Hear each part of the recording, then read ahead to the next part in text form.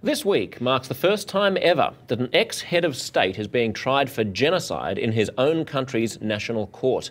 The trial of former US-backed Guatemalan dictator Efrain Rios Montt has just begun, and it raises big questions of how to balance the desire for justice, even revenge, with the need for victims to move on and not dwell on the past. I would argue that Nixon's pardon, that Ford's pardon of Nixon undermined the rule of law, and that President Obama, who rightly decided to stop the policy of torture in secret prisons, that his decision not to pursue crimes committed under the Bush administration has opened the door to a continuation tomorrow of torture. I think when impunity breeds contempt for the law, and it's very difficult to enforce the law in a little case when you don't enforce it in a big case.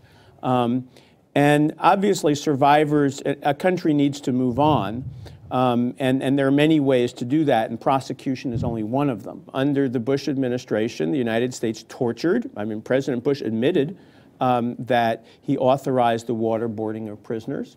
We know that the Bush administration, Dick Cheney, Donald Rumsfeld, sent prisoners to countries like Syria, like Libya of Gaddafi, where we knew that they were going to be tortured and where they were tortured.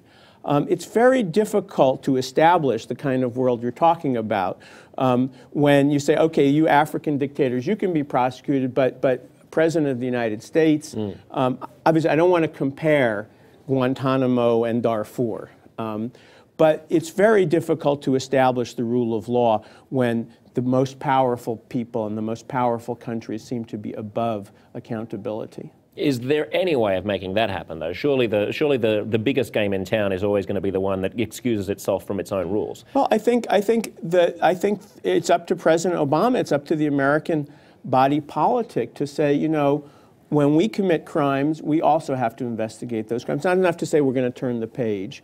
Crimes were committed in the name of the United States: torture, disappearance, and it's really up to President Obama and the Democrats and the Republicans. John McCain has been very forceful about the need to not to have torture, but not so much about accountability. To have accountability here in the United States as well. It makes it certainly pragmatically, it makes it much easier to talk about accountability around the world when you're doing accountability and people are being brought to justice for torture and disappearances here in the United States. Many of the survivors who have testified at the trial of Rios Montt, as many victims around the world, they're interested in personal compensation. They want to see justice. They want to get money back. They want to see some degree of personal compensation. They want the truth to what happened, which is very important. They want to see justice. This morning I was watching the trial live stream, and one of the victims said she wanted to see Rios Montt go to jail for what he did. And I think that's a very normal desire to see that my life meant something.